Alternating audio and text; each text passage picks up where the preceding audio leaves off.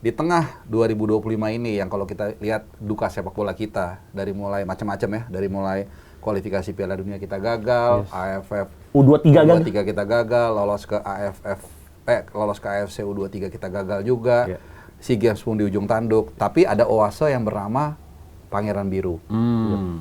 Artinya bukan tidak mungkin suatu saat nanti orang luar itu mengetahui Indonesia itu dari Persib, dari Bandung. Jadi Persib ini not just a club ya, but it's life. And Bandung it's not just a city, but it's story and history juga mungkin ya. Ya, benar banget.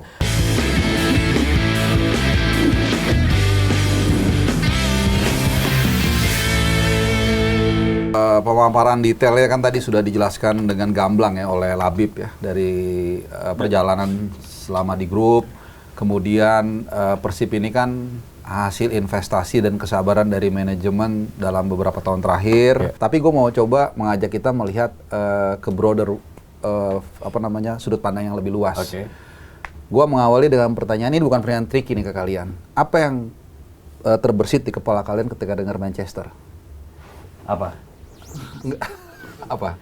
Apa aja? Manchester ya, yang lu tahu apa? Manchester is blue. Manchester klub bola kan? Klub bola. Itu kan preferensi ya, ada yang bilang Manchester is blue. Bola kan? Kalau gua ya Manchester United. Kalau Chicago Bulls. Itu gue pernah ketemu waktu itu di pas liputan bola lah di Eropa, ketemu orang Chicago, ulang Chicago Bulls. Yang mau gue bilang di sini adalah apa? Di tengah 2025 ini yang kalau kita lihat duka sepak bola kita dari mulai macam-macam ya, dari mulai kualifikasi Piala Dunia kita gagal, AFF U23 kita gagal, lolos ke AFC U23 kita gagal juga, SEA Games pun di ujung tanduk, tapi ada oase yang bernama Pangeran Biru.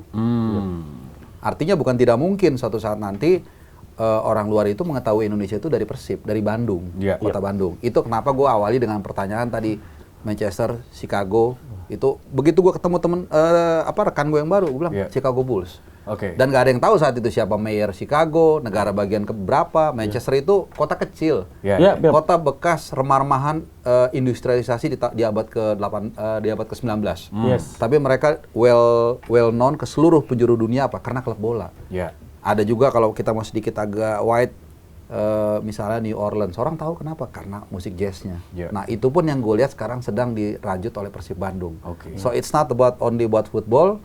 Boboto pasti tahu, it's more than just a club. Jadi dan terakhir secara signifikan kan impact dari Persib Bandung yang bagus ini, jatah kita kan naik ACL 2. Nah jadi again teman-teman di sini ngangkat Persib bukan hanya sekedar viewer, memang mereka adalah satu prototipe yang memang menarik untuk kita bahas. Untuk juga jangan lupa, nah ini tantangannya nih yang orang lupa, jangan sampai dia juga jadi single fighter sepanjang beberapa tahun ke depan. Ya kalau bicara tadi Bung Harpo itu menarik banget, karena kalau saya melihat tidak hanya kan kalau kita tanya Persib itu more than club itu benar banget, udah jadi kayak warisan budaya. Suka nggak suka sepak bola, orang Priangan pasti suka Persib, mau suka nggak suka bola Betul. Artinya apa? Persib udah bisa jadi benchmark untuk sebuah entitas di Jawa Barat. Klub sepak bola ini menjadi satu benchmark dan luar biasanya bisa membangkitkan kualitas dari entah kota Bandung dan sekitar Bandung. Kalau saya lihat bagaimana kalau ada something yang mungkin saya mempelajari sepak bola udah mungkin sekitar beberapa tahun terakhir ini melihat bahwa ketika mungkin Jawa Barat sedang dalam kondisi yang tidak baik, Persib mendapatkan hasil yang positif. Katanya begitu ya? Iya, kehidupannya baik-baik saja. Contoh, itu contoh kecil. Iya, banyak gue juga dengar kayak gitu. Misalkan di Bandung dan sekitarnya lagi pasokan BBM lagi menurun. Persib menang. Nggak masalah. Token bunyi. Persib menang. Saya isi dulu dong. Itu tuh harus isi. Contoh, misalnya kelangkaan beras sepertinya, misalkan Persib menang, aman aja. Honor belum turun. Itu tagih. beda. Tapi mirip ini juga kan, Bib, yang Argentina juara 2022. Itu kan mirip tuh. Ya, walaupun lo bisa critical thinking-nya adalah ini seperti pelipur apa sih ya? Pelipur lara ya. Jadi untuk sementara doang. Cuman ya that's the fact gitu. Bahwa dari sepak bola, dari seni, dari musik, dari apapun itu ternyata kita bisa dikenal dan bisa bukan tidak mungkin lama-lama kan Tom Hayle lah cerita ke Belanda, si Eliano lah, mereka akhirnya datang. Dan kita gini deh, kayak sekarang banyak orang ke Italia, mau ke Italia kenapa? Kira pengen nonton Milan, pengen nonton Juve. Itu jadi gue sih lebih ngeliatnya ke arah situ. Cuman tadi yang gue bilang menambahkan, tantangan adalah bagaimana ini juga diikuti dengan klub lain. Ya klub lain udah oke bagus nih, cuman Persib kita akuin mereka 1-2 langkah di depan dari klub lain. Ada di sana Bali United, ada Persija Jakarta, ada Dewa United juga yang lagi bertarung juga di AFC Challenge League. Betul, dan mereka sebenarnya ada yang punya basis massa yang kuat, ada yang punya finance yang kuat. Nah, ini supaya gimana ada di radarnya atau di coverage-nya Persib Bandung supaya jangan sendirian Persib Bandung untuk melaju gitu. Iya. Oke. Jadi Persib ini not just a club ya, but it's life. And Bandung it's not just a city, but it's story and history juga mungkin ya. Iya, benar banget. Oke, artinya dengan analogi tadi, Manchester, New Orleans dan lain-lain, orang ketika dengar Indonesia, oh Persib gitu ya, bisa gitu. Atau misalnya Bandung, Persib, iya. Gitu ya. Itu tadi kan makanya gue contohin, cuman lu agak malu-malu aja jawabnya tadi Manchester. Gitu. Karena kita biasanya kan bahasanya Persiceng. Persatuan Sepak Bola Cengkareng. Bukit Cengkeh juga bisa tuh, dekat rumah saya ada. Iya. Oke. Nah, ini yang perlu kita soroti juga adalah bagaimana performa dari Ramon Tangki yang dari awal banyak orang sudah memprediksi, termasuk Bung Harpan dan juga Labib. Ini striker kalau udah pecah telur, ini bakal ngalir nih. Di awal aja alot, seret, mandek, bahkan sampai deadlock gitu ya. Tapi kalau udah pecah telur, dan ini terbukti. Dan di 2 ajang yang berbeda sekaligus gitu ya, secara back to back. Kalau kalian melihatnya seperti apa? Ya, kalau saya lihat sih memang ketika pertama kali didatangkan dari salah satu klub Liga Kamboja, Visaka itu memang Ramon Tangke ini punya catatan gol yang sangat luar biasa. 21 gol dari 30 penampilan itu kan sebuah license yang sangat mewah ya, apalagi bermain di kompetisi ASEAN, artinya Ramon Tangke udah tahu wilayah, udah tahu bagaimana adaptasinya terhadap ASEAN, itu kan salah satu nilai plus ya. Dan ketika didatangkan juga pemain yang dijuluki sekarang El Anaconda, ini juga cukup secara postur juga sterek banget ya, profesional banget. Ini tipe prototype striker yang dibutuhkan, tetapi harus membutuhkan sekitar 16 penampilan atau 15 penampilan all competition akhirnya bisa menemukan gol pertamanya. Tetapi setelah gol pertama yang dia cetak melawan Borneo, ada gol berikutnya lagi ketika menghadapi Bangkok. Ini artinya saya sih melihatnya psikologis dari Ramon Tangke ini udah ketemu, tapi ini juga menjadi sorotan, apakah 15 pertandingan harus membutuhkan 15 pertandingan untuk menciptakan 1 gol, tetapi kan akhirnya waktu yang menjawab. Ini yang menarik adalah apakah setelah ini Ramon Tangke akhirnya bisa merevenge kegagalan selama 15 pertandingan pertama dia gagal mencetak gol dan bisa mencetak gol lebih banyak lagi. Oke, menyegel posisinya sebagai striker utama. Apakah itu mungkin sementara kita melihat sebelum dia cetak gol, naga-naganya dia akan hatur nuhun di bulan Januari mendatang. Tapi dengan torehan 2 gol secara beruntun, tentu kepercayaan diri meningkat. Dan ini apakah akan menjadi bahan pertimbangan bagi Persib? Gini, seorang striker itu memang menilainya tuh gampang-gampang susah. Dalam arti kadang-kadang kita mesti melihat juga nih seperti apa permainannya dia. Kalau dia golin 2 tapi peluangnya ada 200, yang memang ditepis kena tiang, gua rasa sih ya udahlah, itu udah di luar kemampuan dia kan. Apalagi bukan hanya shoot on goal, tapi XG-nya juga bagus. Misalnya tipis di gawang cuma 10 cm, kena tiang, itu kan udah di luar di luar kemampuan orang ya. Di luar kendali Di luar kendali dia lah kalau seperti itu. Terus kedua, dia bagaimana kontribusinya ke tim. Tadi yang seperti Labib bilang, dia memang kadang-kadang melebar juga, mau ngasih ruang. Dan pada akhirnya, kalau timnya itu deliver, itu kembali ke pelatih. Pengalaman dia, insting dia sebagai pelatih hebat akan mengambil keputusan yang tepat. Apakah itu memang hatur nuhun? Bisa aja nggak ada dalam sepak bola normal-normal aja. Atau dia melihat enggak, gue masih pakai dia masih kontribusi sama dengan di timnas. Rafael Struijk di era Sintayong kan dia dipakai terus. Padahal nggak jarang ngegolin. Kenapa? Karena dia punya kontribusi yang orang nggak ngelihat. Jadi menurut gue, tapi dengan dia 2 golin di partai penting. Lagi-lagi tadi yang lebih bilang, secara mental itu istilahnya spiral psychology. Kalau lagi apes bahasa gampangnya nih.